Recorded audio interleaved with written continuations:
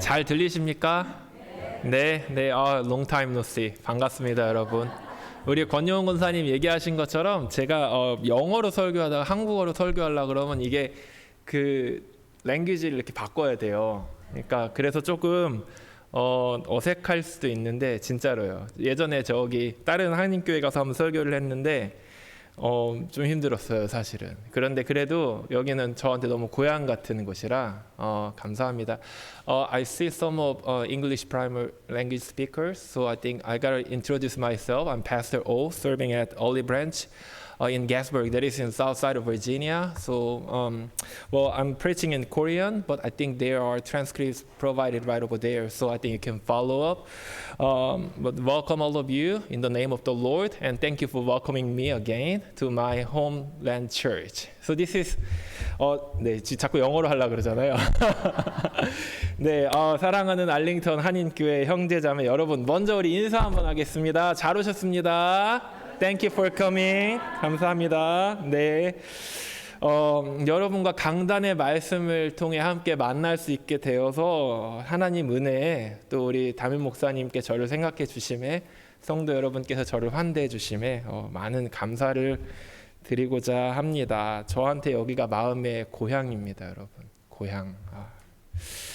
제가 미국에 2018년에 왔는데 웨슬리 신학교 졸업할 때까지 3년 동안 여기에서 여러분과 함께 울고 웃고 즐겁고 행복한 시간을 많이 보냈습니다. 저는 이곳이 저에게 특별한 이유는 저의 신앙의 터전을 다시 다지는, 파운데이션을 다시 다지는 시간이 됐고, 목회자로서의 마음가짐을 신학생으로만 있지 않고 이어갈 수 있었고, 그리고 고국을 등지고 떠난 이방 땅의 나그네로, 스트레인저로 저를 다시 발견했고요.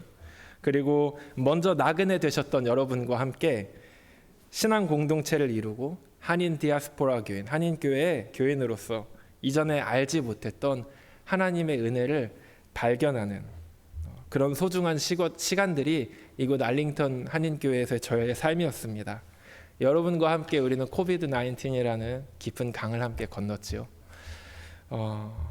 이전에 드려보지 못한 방식으로 예배를 드리고 저희 기숙사 구석에 앉아서 이렇게 기타를 치면서 예배를 인도하고 여러분들 그거를 같이 보시고 교회에 모이는 게 더 이상 당연하지 않았던 그때를 생각해 봤습니다. 그것이 아주 우리가 함께 모여서 예배하는 것이 특별한 일이고 하나님의 도우심을 통해서만 이루어질 수 있는 것임을 확인하는 일 또한 여러분과 제가 함께 경험했던 중요한 일들 중에 하나였지요.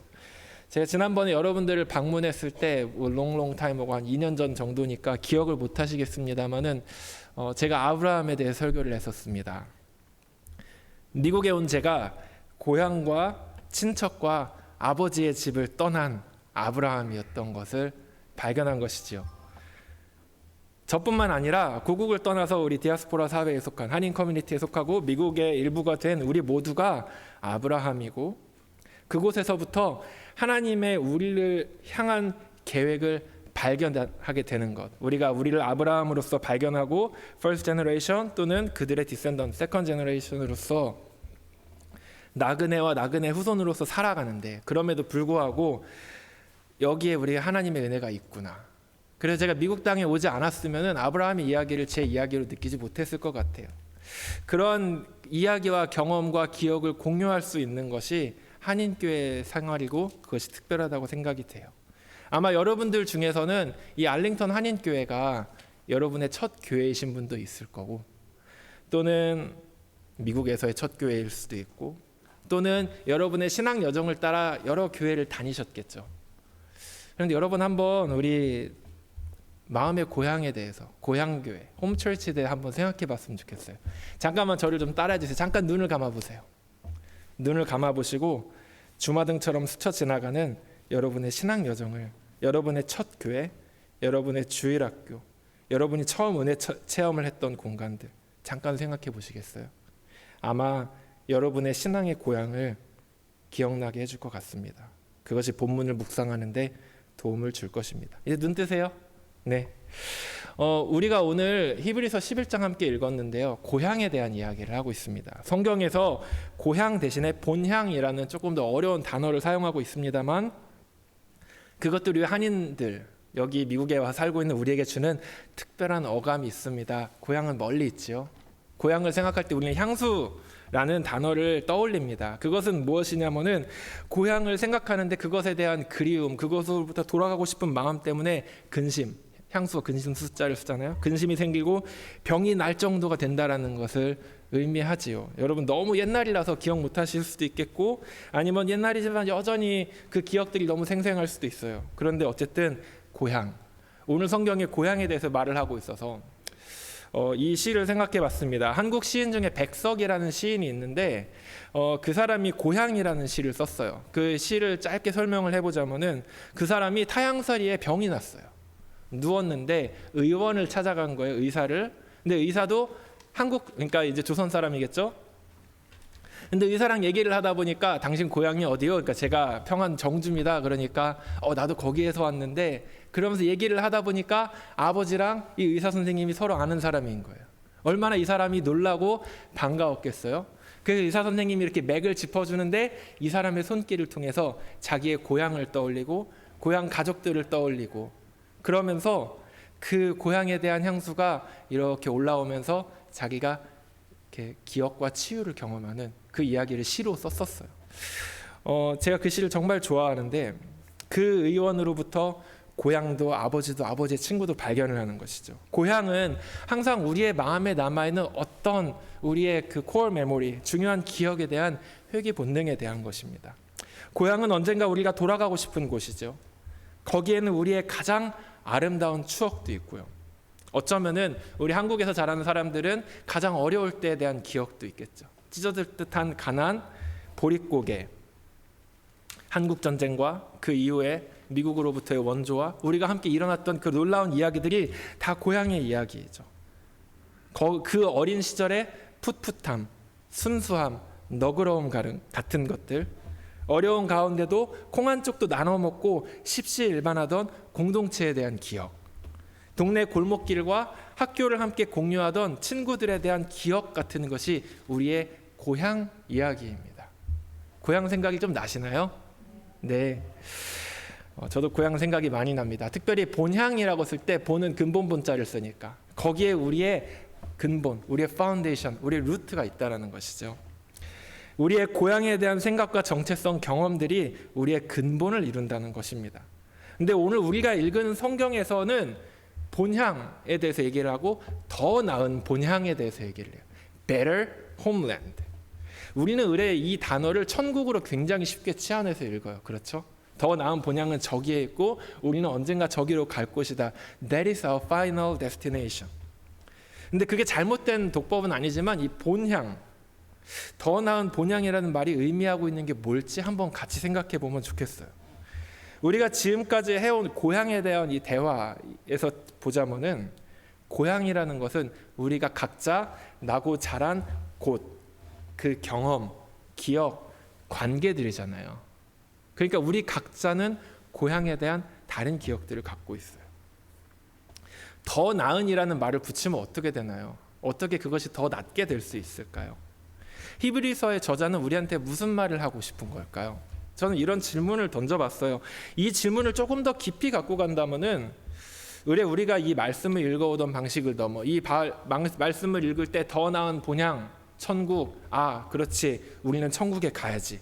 이것을 조금 더 넘어서 하나님이 우리에게 오늘 말씀하시고자 하는 바를 조금은 더 붙잡을 수 있지 않을까, 그런 생각을 해봅니다. 서론이 좀 길었지만 저는 오늘 여러분과 함께 우리의 믿음이 더 나은 본향을 사모하는 것이다, 이것에 대한 리마인더를 드리고 싶어요. 더 나은 본향을 위해서 우리가 오늘 어떤 삶을 살아야 될까, 우리 삶의 적용, 어플리케이션은 어떤 것이 되어야 될까, 함께 성찰을 해봤으면 합니다. 그러니까 고향에 대해서 얘기를 했기 때문에 여러분들이 각자 고향에 대한 향수를 조금 떠올리실 것 같아요. 좋은 기억이 많으신지 아니면 진짜 찢어지게 가난했던 기억이 있으신지 잘 모르겠지만 여러분이 또 저한테 해주실 얘기도 많을 것 같아요. 제가 얼핏 여러분들 고향 얘기 들은 기억 나거든요. 예를 들어서 우리 권정희 장로님 강화 출신이시죠. 네, 이게 기억이 나요.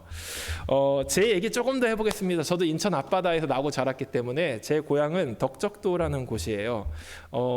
거의 인천 앞바다고 옛날에는 배 타고 4시간 정도 갔고 지금은 1hour 쾌속정이 뜨기 때문에 거기는 이제 우리 아버지의 첫 목회지였기도 하고 우리 할아버지의 고향이기도 했고 우리 선조들이 거기서 대대로 살기도 했어요.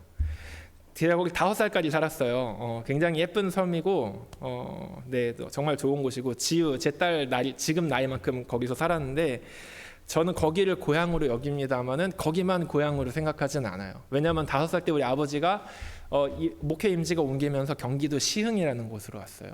시흥의 은행동이라는 곳에 살았는데 거기 온 지 2년 만에 그 지역의 아파트 재개발이 됐어요. 그러니까 제가 옮겨야 했던 그 시흥의 군자동이라는 곳으로 옮겨서 제가 1년을 거기서 살았고요. 근데 그 1년 살자마자 거기도 제가 고향으로 기억을 하는데 그 아버지가 또 목회지를 옮기셔야 됐어요. 왜냐하면 한 교회가 목사님이 갑자기 떠나는 바람에 교회는 없고 목사님도 없고 교인들만 있던 곳에 아버지의 전화를 받고 가신 거예요. 그래서 김포에 가서 우리 아버지가 91년부터 지금까지 30년 플러스 알파를 좀 목회하고 계시는데 김포도 저의 고향이라고 할 수 있겠죠. 전 고향이 많은 사람이에요. 여러분은 어떠신지 잘 모르겠습니다. 김포도 이제 김포 굉장히 많은 게 변했어요. 제가 갔을 때 김포 제일 유명한 게 쌀이었고요. 지금 제일 유명한 건 아파트 단지입니다.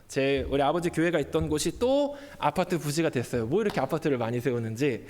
그래서 지금 가면은 우리 아버지 저 처음 갔던 그 교회는 흔적도 없죠. 그래도 제가 다녔던 국민학교 중학교 그대로 있고요. 학교를 오가던 골목길도 그대로 있고 분식점도 조금 남아 있어요. 그러니까 제가 우리 아버지 집에 갈 때마다 고향을 추억하고 고향을 떠올리게 됩니다. 제가 한국의 인구 성장기의 마지막 세대였어요. 그러니까 지금은 여러분 뭐 뉴스에서 많이 보시겠지만 한국이 인구 감소로 어려움 겪고 있는데 제가 다닌 국민학교 1학년 때까지 1학년 때 12반까지 있었고요. 별로 안 놀라시죠? 왜냐하면 여러분들은 60명인 학교를 다녔으니까 학급별. 저 학급별 48명, 50명까지 있어봤고 졸업할 때는 6학년이 8반까지 있으니까 나름 큰 학교였어요. 전교생 2,000명 정도. 제 마음속에 학교 굉장히 큰 공간이에요. 2,000명이 모여서 운동회 하고 부모들이 다 모이는데 미국에 오기 직전에 와이프랑 산책하다가 그 학교를 갔는데 깜짝 놀랐어요. 이렇게 콩알만한 학교에 2,000명이 모여있던 거죠. 그 조그만 운동장이 다 운동회를 하고. 그런데 제가 이제 가서 놀랬던 게 거기에 이제 그 산책하고 계시던 분이랑 얘기를 했는데 한 학급에 20명밖에 없고 한 학년에 2반밖에 없다는 거예요. 2,000명이 다니던 학교가 200명짜리 학교가 됐어요. 제가 얼마나 놀랬겠어요. 김포의 아파트가 많이 들어서면서 거기가 읍내였는데 읍내는 구도심이 되어서 슬럼이 되었어요. 거기 지금 아무도 안 살아요. 거기는 이상한 가게들만 있어요. 문방구가 다 문을 닫았어요. 그래서 제가 어떻게 느꼈냐면 I feel like I lost my homeland. 고향이 없어진 것 같았어요. 너무 그 감정이 이질적이었고 그래서 제가 그 순간에 어떤 생각을 했냐면은 이북 실향민만 고향을 잃어버린 게 아니고 나도 고향을 잃어버릴 수 있네. 네, 여러분 경험 어떠신지 계속 생각을 해보십시오. 그러니까 고향이라는 거는 우리가 자란 곳, 태어난 그 어떤 도시, 뭐 촌, 뭐 김포, 뭐 벌교, 뭐 안동 이런 데만 부르는 게 아니라 고향은 우리가 갖고 있는 경험들의 이 묶음들을 말하는 거예요. 사실은 태어난 곳에서 성인이 될 때까지 쭉 살았던 사람에게 그것은 한 장소를 의미하고요. 각자의 삶의 궤적에 따라 여기저기 옮겨 다니면서 저처럼 살았으면은 그 추억의 한 켠 한 켠들이 모여서 우리한테 고향이라는 덩어리의 기억으로 남아요. 그러니까 고향에 대해서 말할 때 그것은 현 시점에서 그 장소랑 일치하지 않기도 해요. 그러니까 우리는 어떠한 의미로든 고향을 잃어버리기도 하고요. 그렇기 때문에 고향은 이상향, 노스텔지어의 다른 말인 거예요. 추억 속에서 우리의 고향은 미화돼요. 사실 너무 힘들었고 거기에 너무 많은 어려움들이 있었을 텐데 그것들은 좀 작아지고 그래도 나 돌아가고 싶다. 내 고향으로 돌아가고 싶고 내가 뭐 소를 키우던 그곳으로 돌아가고 싶고 내가 지게를 지고 나무를 해오던 곳으로 돌아가고 싶고 그렇게 생각할 때 실제 거기 돌아가면 아무것도 없어요, 여러분. 거기 돌아가면 아파트만 빽빽할 수도 있고요. 거기 돌아가면 우리 집 없거든요. 그런데 우리가 왜 고향을 생각하는가? 거기에 우리의 평화와 안식이 있기 때문이에요. 본문으로 돌아가서 이러한 생각을 연결해 보자면은 더 나은 본향이라는 거는 우리의 고향에 대한 어떤 더 나은 뭐를 얘기한다기보다는 그 고향에 대한 그리움, 향수를 통해 우리가 발견하는 우리의 마음속에 대한 어떤 지향, 우리의 마음에 바람이 있는 거죠. 그 생각과 느낌에 대해서 말을 하고 있는 것입니다. 마치 제가 여기 돌아왔는데 제가 여기 고향교회 갔다고 말씀드렸잖아요. 제가 그리웠던 얼굴들이 있고 제가 함께 예배드리던 공간들이 있고 아까 우리 권 목사님 찬양 인도하시는데 제가 여기서 찬양 인도했었잖아요. 그러니까 이 모든 한 조각조각으로부터 제가 그리워하던 것들을 발견하죠. 그런데 그것들에 대해서 더 나은 것이 있다는 게 오늘 본문인 거예요. 그런데 만약에 이 본향이라는 게 실제하지 않는 어떤 그냥 사념적인 것들, 우리의 안식과 평화에 대한 갈망으로부터 단지 비롯된 실제 존재하지 않는 거라고 하면 우리는 거기에 이 본향, 근본 본자를 붙일 수가 없어요. 우리가 살아가면서 어디에 현실의 뿌리를 받고 살지만 우리가 믿음 안에서 그것들을 다시 바라보고 믿음 안에서 더 나은 본향에 대해 생각할 때 하나님께서 우리에게 예비하신 게 뭔가 발견할 수 있다는 것이죠. 더 나은 본향을 바라보게 하는 것은 오늘 우리가 읽은 바에 의하면은 히브리서 11장에 의하면은 믿음으로부터 근원합니다. 우리가 11장 믿음장이라고 부르잖아요. 여기에 수많은 사람들이 있어요. 구약의 시작으로부터 초대교회에 이르기까지 이름이 알려진 많은 신앙의 위인들, 그리고 이름이 알려지지 않은 더 많은 무명의 그리스도인들까지 그들이 믿음으로 인해서 다른 삶을 살았다는 것이죠. 믿음의 핵심은 이것이죠. 다른 삶을 사는 것. 히브리서 11장 1절에서 믿음이 바라는 것들의 실상이며 보이지 않는 것들의 증거라고 할 때 우리가 바라는 것은 무엇인지 보이지 않지만 우리가 소망할 수 있는 것이 무엇인지 우리는 믿음을 통해 발견합니다. 그것은 어떤 보이는 것들만 신뢰할 수 있는 것으로 간주하는 어떤 사람들의 삶의 태도, 아마도 빅 머저리티, 많은 대다수 사람들, 현대를 살아가는 대다수 사람들이 보이는 것들만 신뢰할 수 있는 것으로 간주하면서 살지만 우리는 그렇지 않다는 것이죠. 믿음이 없는 사람들은 더 나은 본향을 알지 못합니다. 그것에 대해 말하고 생각하기조차 꺼리고 때로는 그것에 대해 말하려는 크리스천들을 우습게 만들기도 합니다. 그러나 우리 그리스도인들은 믿음 안에서 하나님이 계시하고 약속하신 우리가 장차 속하게 될 실제로 있는 것, 리얼리티로서의 본향을 믿고 그것을 향해 살아가게 된다는 것이죠. 이것이 우리의 삶인 줄로 믿습니다. 믿으시면 아멘 하실까요? 네. 보이지 않는 것을 믿는 믿음은 그것을 가진 사람들의 삶을 다르게 만듭니다. 히브리서 11장의 많은 사람들의 이야기들은 믿음으로 인해 세상과 다름을 보였던 이들을 말하고 있어요. 아직 홍수가 오지 않았으나 배를 만들었던 노아, 약속하신 땅이 어디인지 모르고 떠났던 아브라함의 대를 이어서 천막 생활을 했던 이삭과 야곱. 여러분, 평생 천막에 사는 것이 축복입니까? 잘 모르겠습니다. 성경의 수많은 이들의 삶에 대해서 본문의 저자는 이들이 모두 믿음을 따라 살다가 죽었다라고 선언을 해요. 믿음을 따라 살다가 죽었는데 약속된 거를 보지 못하고 받지 못하고 죽었다고 얘기를 해요. 성경은 이들이 죽음 이후의 삶에 대해서 오늘날의 크리스천들과 똑같은 이해를 가졌는지 말하지 않아요. 이 사람들이 모두 천국에 대해서 우리만큼 잘 알았는지, 왜냐하면 신약 성경이 없잖아요. 말하지 않아요. 그런데도 이 사람들은 약속을 따라 살다가 죽었어요. 믿음으로 인해서. 보이는 건 너머에 있는 하나님의 약속, 그것으로 인해서 그들이 약속된 것을 보지 못하였음에도, 받지 못했음에도 불구하고 세상과 다르게 살아갔다라는 것이죠. 세상과 다른 방법으로 우리는 어떻게 살고 있습니까? 이러한 삶의 태도, 약속한 것이 뭔지도 모르고 그것을 아직 받지도 않았는데도 그것을 받기 위해서 받은 것처럼 살아가는 삶의 태도는, 제가 요즘에 이제 자식이 생기고 좀 나이가 먹다 보니까 은퇴에 관심이 많이 생겨서 금융상품을 조금 보고 있어요. 수익을 보장받을 수 없는 상품에다가 인생을 올인하는 것입니다. 가진 재산을 다 털어놓는 것입니다. 여러분, 금융상품에 대해 투자하실 때 여러분 은퇴 준비 어떻게 하셨는지 모르겠어요. 전 조금 더 어려운 삶을 살고 있어요. 왜냐면은 뉴스 보니까 이제 제가 혹시 미국에 더 살게 되면은 이제 소셜 시큐리티 연금이 곧 바닥이 날 거래요. 그래서 저는 더 복잡한 생각을 해야죠. 여러분들은 401k 그리고 우리 소셜 시큐리티 그거 넣으시고 이렇게 살아오셨고, 아니면 여러분 뭐 집도 사실 수 있고 또는 금융상품에 투자하실 수도 있고. 근데 우리가 항상 뭐에 대해 생각하냐면은 내가 오늘 얼마를 넣으면은 나중에 이걸 받을 때 얼마를 받지? 리턴이라는 걸 생각하죠. 기대 수익이라는 걸 생각하고요. 돈을 몇 년 동안 신탁하면 어떤 이득이 돌아올지, 어디에 집을 사야 나중에 더 좋은 마켓 밸류를 갖게 될지에 대해서 우리는 당연히 생각해요. That is human being.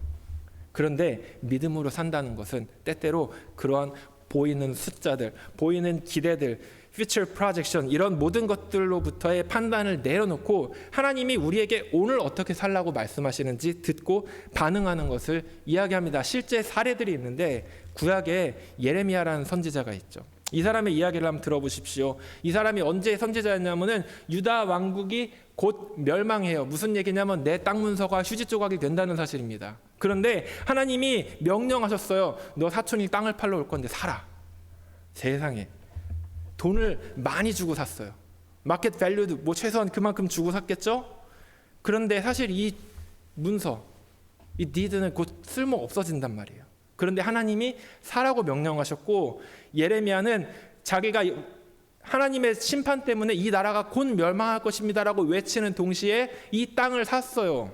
왜? 하나님이 이렇게 말씀하셨거든요. 사람들이 이 땅에서 나중에 집과 밭과 포도원을 다시 사고 팔 것이다. 그러니까 네가 지금 보는 퓨처는 곧 이 왕국이 멸망하는 거지만 그러나 너는 프로핏으로서 먼저 이 땅을 사. 하나님이 이렇게 명령을 하셨어요. 예레미야가 만약에 그 사람이 퓨처에 대해 생각을 했거나 만약에 이 나라가 곧 멸망할 것에 대해 생각했으면 이 땅을 사지 않았겠죠. 그러나 하나님이 명령을 하셨고 하나님의 뜻을 순종하고 하나님의 계획을 믿었기 때문에 예레미야는 먼저 이 땅을 샀어요. 곧 휴지 조각이 될 것을 알면서. 이것이 믿음으로 사는 사람의 한 예시예요. 사람들이 집과 밭과 포도원을 다시 사고 팔 수 있는 미래는 아직 오지 않은 불확정적인 미래예요. 그리고 아마 예레미야는 그것을 보지 못할 것이었겠죠. 반면 예루살렘의 멸망은 코앞으로 다가온 거의 확정적인 미래입니다. 저희도 뭐 사람이니까 저희도 먼 불확실한 미래보다 내일에 대해서 오늘에 대해서 생각하면서 살겠죠. 합리적인 사고와 이성적인 판단에 따르는 사람은 하나님의 약속에도 불구하고 그것을 위해 사는 것이 너무 어려워요. 그러나 믿음으로 사는 사람은, 믿음으로 사는 것이 이 합리적 사고와 이성적 판단에 위에 있는 사람은 하나님이 그것을 반드시 이루실 것을 믿기 때문에 그 약속의 성취를 자기가 지금 보지 못한다고 하더라도 믿음의 씨앗을 뿌리고 그것에 헌신하여 하나님의 말씀에 순종하는 자로서 자신의 삶의 방향을 잡아 나아가는 것이죠. 그러니까 in terms of this, 이러한 그 삶의 태도를 생각해 볼 때 더 나은 본향을 사모하는 삶은요, 그냥 저기 내 천국이 나를 기다리고 있지가 아니에요. 천국을 위해서 나는 오늘 어떻게 살아야 할까를 묻는 삶입니다. 하나님께서 주신 약속이 마침내 성취될 것을 믿으며 그것이 나의 당대에서 성취되지 않더라도 그것을 멀리서나마 바라보고 그 약속으로 인해 나는 못 받아도 내 후손들은 받겠지 라고 생각하고 기뻐할 수 있었던 이 수많은 믿음의 증인들의 삶에 대해서 본문은 말하고 있습니다. 그 온전한 성취가 잠시 나그네로 머물고 있는 이 땅이 아니라 하나님이 예비하신 하나님의 도성에 있기 때문에 지금 우리가 잡을 수 있는 현실에 그것이 이루어지지 않는다 하더라도 낙심하지 않는 분명한 삶의 태도, 그것을 히브리서는 믿음이라고 부릅니다. 더 나은 본향을 사모하는 마음이 무엇인지, 어떻게 우리가 오늘을 살아갈 것인지에 대해서 본문이 우리를 도전하고 있어요. 삶의 황혼이 가까울 때 저희 교인들이 우리 알링턴 한인교회 교인들보다 조금 더 평균 연령이 높으시거든요. 그러니까 우리 교인들도 삶의 황혼에 대해서 많이 생각을 해요. 그런데 이것은 단지 삶의 황혼이 가까울 때 각자의 어떤 삶의 주기에 따라서 이 땅에서의 평안한 여생을 바라는 마음이 아니에요. 그것은 단지 오늘 하루의 마음을 다스리기 위한 내일 내 본향이 날 기다리지 라는 어떤 심리적인 처방을 나한테 하는 것도 아닙니다. 그것은 오히려 우리가 우리 인생의 끝이 다가왔다고 느끼면 느낄수록 그것이 자연적인 시간의 흐름에 의한 것이든 육체적인 아픔에 의한 것이든 다양한 고통과 고난으로 인해 앞당겨진 종말이든 간에 상관이 없이 우리가 어떻게 참된 소망을 가지고 오늘 하루를 살 것인지, 그렇게 사라진 하루하루가 겹겹이 쌓여 더 나은 본향이라는 우리의 인생의 지향점을 드러낼지에 대해서 말하는 것인 줄로 믿습니다. 그렇게 살아낸 사람은 옆에 사람들이 보면 아는 거예요. 저 사람은 다르구나. 왜? 믿음을 따라 살기 때문에. 더 나은 본향에 대해 말하고 생각하는 것은 어떤 어린 시절로 나 돌아갈래 라고 외치는 향수에 대한 것은 아니겠죠. 우리가 진실로 바라고 그리워하는 것들, 하나님 안에 있는 온전한 약속의 성취를 위해 우리 삶의 모든 국면 가운데서 주님께 우리의 마음을 열고 그분의 목소리에 귀를 기울이고 그분을 신뢰하고 그분의 뜻에 집중하는 것이 저와 여러분의 삶이 되기를 바랍니다. 우리의 믿음은 우리가 실제 그 믿음대로 사는지에 의해서 증명되고 그 타당성과 의미를 얻습니다. 사랑을 말하고 사랑하지 않는 사람에게 우리는 사랑을 기대할 수 없죠. 믿음을 말하면서 믿음대로 살지 않는 사람들을 다른 사람들은 위선자라고 불러요. 그런데 예수님께서 말씀하시기를 너희 빛이 사람 앞에 비치게 하여 그들로 너희를 통해 하늘에 계신 하나님의 그 영광을 보고 그분께 영광을 돌리라고 말하고 있죠. 그러니까 우리 다 그렇게 살 수 있으면 좋겠습니다. 아멘. 네, 그래서 바라건대 오늘 이곳에 모인 저와 여러분이 함께 이 더 나은 본향에 대해 생각할 때 우리의 삶의 자세를 새롭게 할 수 있기를 바랍니다. 우리보다 앞서 살았던 구름과 같이 허다한 증인들이 바로 이렇게 살았던 줄로 믿습니다. 그 수많은 증인들의 행렬에 우리도 이 시대의 증인으로서 우리를 각자 동참시키기를 원합니다. 그리하여 11장 다음에 12장으로 넘어갔을 때 첫 구절이 이것입니다. 믿음의 주요 또한 우리를 온전하게 하실 예수 그리스도를 바라보자. 예수님께서 걸으신 길을 제자들이 따라 걸었고 제자들의 제자들이 따라 걸었고 long time later 우리가 오늘 여기를 걷고 있습니다. 그래서 우리 성도들 이렇게 함께 모인 것이 너무 귀한 줄로 믿습니다. 아멘. 네, 그래서 우리가 서로 격려하고 함께 걸어가고 함께 더 나은 본향까지 뚜벅뚜벅 걸어갈 수 있기를 서로 동참하는 그런 저와 여러분 알링턴 한인교회 모든 교우분들 되시기를 주님의 이름으로 축원합니다. 아멘. 기도하겠습니다.